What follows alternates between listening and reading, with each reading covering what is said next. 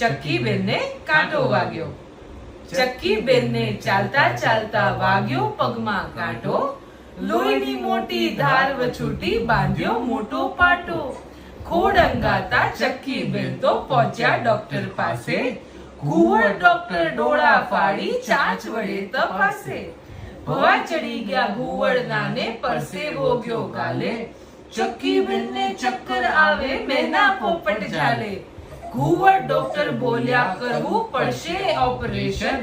ધનુર ન થાય તે માટે એક માર્યું એક ઇન્જેક્શન. પંખી સગડા ભેગા થયા ત્યાં ચિંતા સૌને થાય.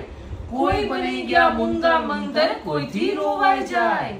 મોજા હાથના પહેરી રાખી ડોક્ટર આવ્યા બહાર. કાંટો સુખરૂપ નીકળી ગયો છે હરખનો નહીં પાર. ખાડા ફળો ખૂબ ખાજો કહીને ડોક્ટર જાય. પંખી સગડા ફળ ફૂલ લાવે ચક્કીબેન તો ખાય. તેથી સાંજે સભા ભરાણી નવા નિયમો થાય.